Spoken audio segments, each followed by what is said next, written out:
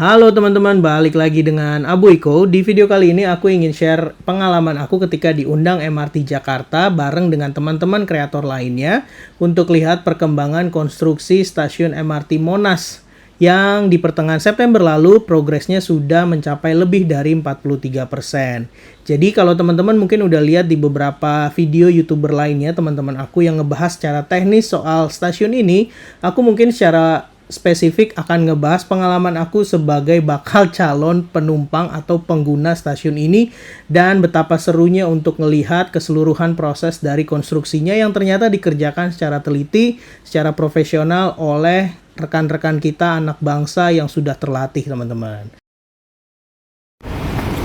Nah, ini nih denah stasiunnya ya.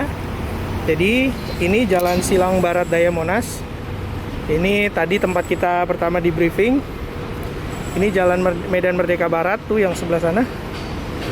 Jadi nanti stasiunnya seperti ini, teman-teman. Kita sekarang ada di substation, receiving substation. Kita mau kesini nih. Jadi stasiun Monas di sini sebelahan dengan stasiun Tamrin di proyek MRT fase 2 CP201. Entrance-nya ada dua, Silang Barat Daya dan Jalan Museum. Silang Barat Daya, tuh entrance pertama, dan museum. Museum. Di mana museum? Di sini. Nah, ini. Jadi masuknya lewat sini sama lewat sebelah Monas.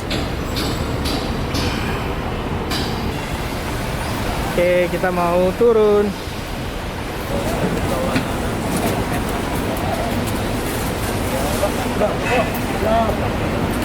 Ya.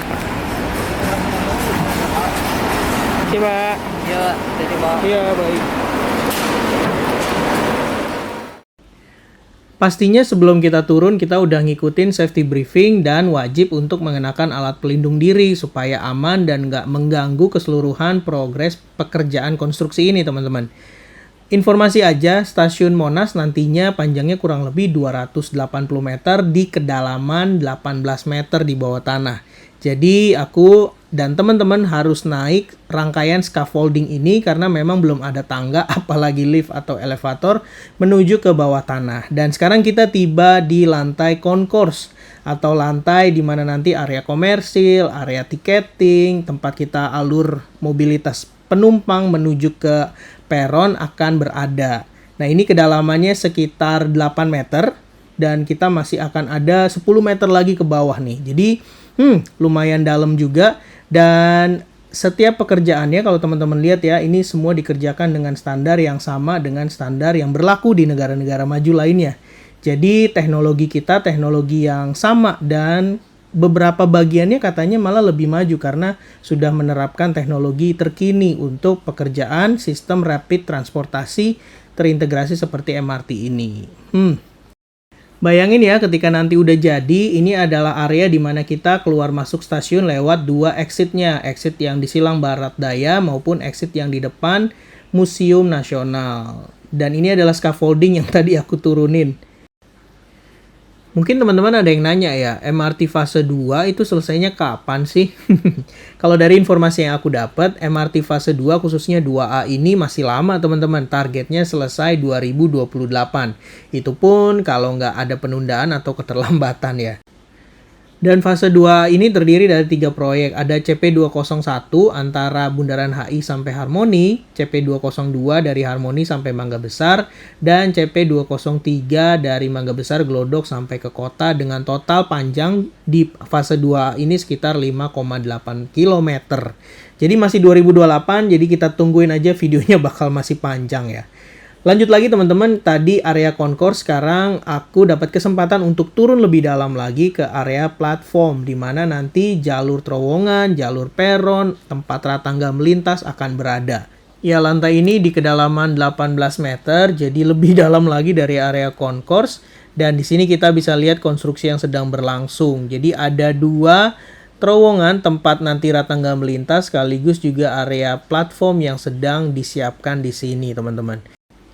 Ini bagian terowongan yang belum selesai dibor, tapi yang di sebelah kanannya atau yang di southbound sudah terhubung nih terowongan antara stasiun MRT Monas dengan stasiun MRT Tamrin yang waktu itu dibor oleh bor mesin nomor 2 sejauh 385 meter. Jadi kalau kita jalanin pelan-pelan nih di pinggir terowongan ini, kita bisa sampai tuh teman-teman ke stasiun MRT Tamrin.